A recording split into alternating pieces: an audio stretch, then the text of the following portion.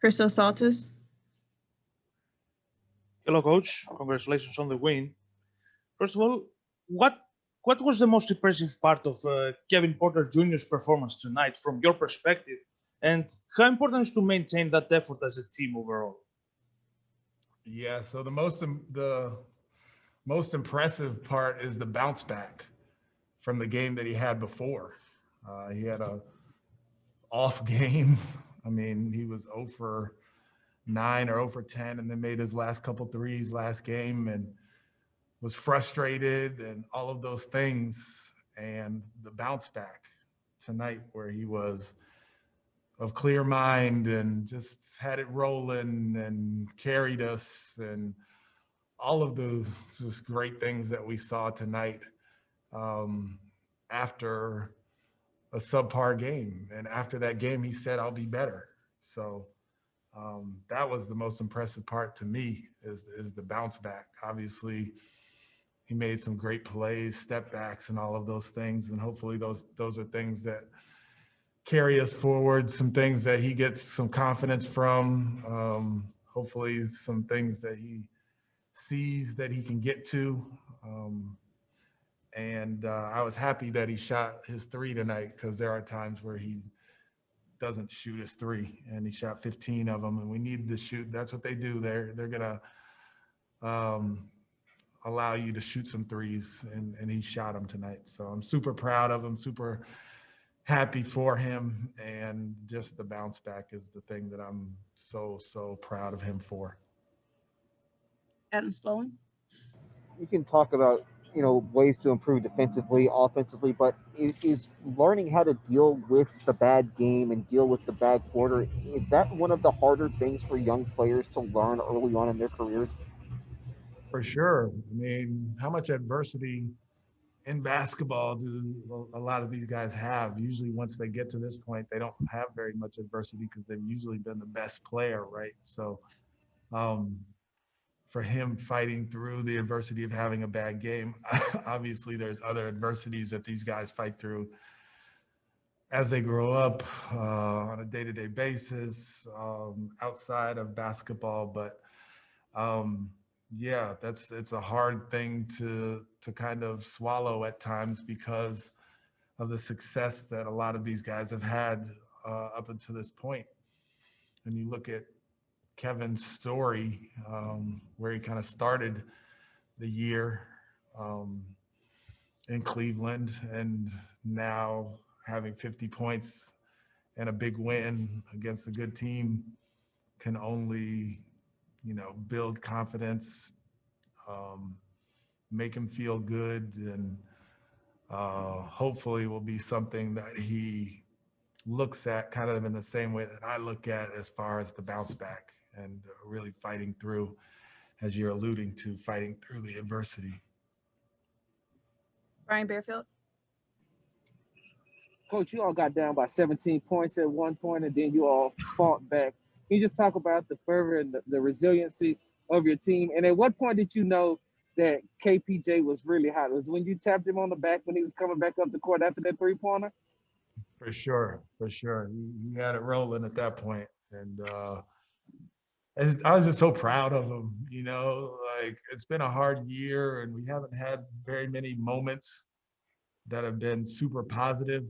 And I was just so proud of that kid tonight. He's been through quite a bit, and to see him just free and kind of almost getting into the zone, or whatever you want to call it, it was just so fun to watch. And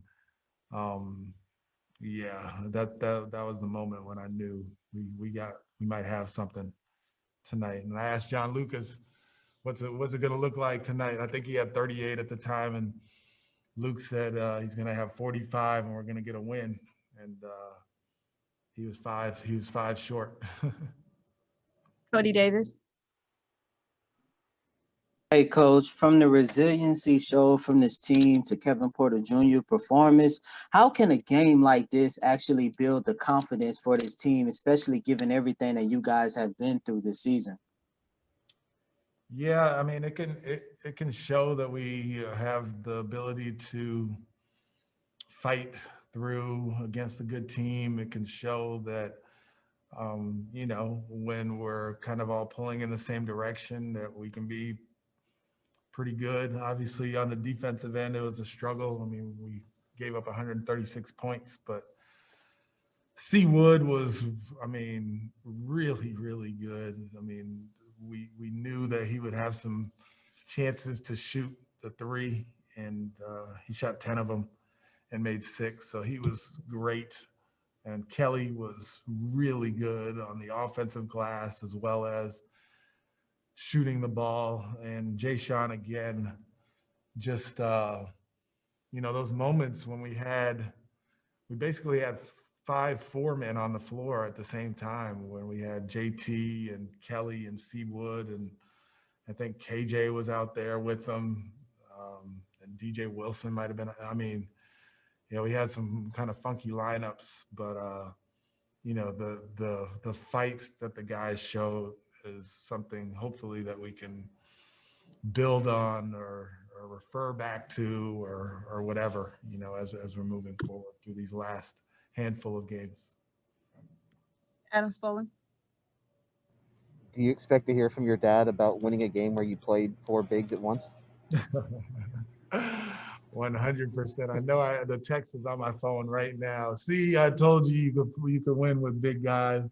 He just didn't tell me it was going to be 5 of them on the floor at the same time. But yeah, you know, he probably wasn't super excited about us shooting 46 threes, but he was excited that we made 25. And I'm sure there's no doubt that there's a text on my phone from him talking about our super big lineup. Simone Ali. How much does Kevin work on that 3-point shot, and how much of his development is getting him to shoot more of them? Yeah, he shoots a ton. I mean, all of our guys shoot a ton. John Lucas does an amazing job, as I say, twice a week, 3 times a week. He just does a great job with these young guys, and they're in getting shots up morning and then after practice, and he works a lot. He's a hard worker, but we also have the structure in place for those guys to do that, and they know it's a priority of ours. And for him to be successful, he's going to have to be someone who can make those shots, and you know, to see the hard work that he puts in pay off was great. But you know, we have a lot of guys who put a lot of hard work in, and to make 25 threes after nights where we've made 4 and 7 and 8 and whatever, it feels good, because it makes you know that the hard work that you put in, it actually does pay off. And for Kevin, yeah, he puts a lot of time into his game, a lot. Jonathan Fagan. I'm sorry, I know you addressed some of this earlier, but we couldn't hear anything here. Just to touch on it again, the resilience. Has there been a point in after any of the tough games along the way where you needed to pick up Kevin and sort of reinstill some confidence, or has that been steadfast the whole time? He is very much, as you can kind of see on the floor, he can get down, but the thing about him is he snaps right back, and that's a good quality to have. So like after the last game, he knew he didn't play very well, and the first thing he said when we came back to the locker room is, I've got to play better, and I will, you know. So keeping him confident and all of those things, you know, it's necessary for all of them to know that I have confidence in them, and they need to have confidence in themselves. But he does have like a kind of special thing about him where he can snap right back after being super, super frustrated. He can snap right back and be back to himself.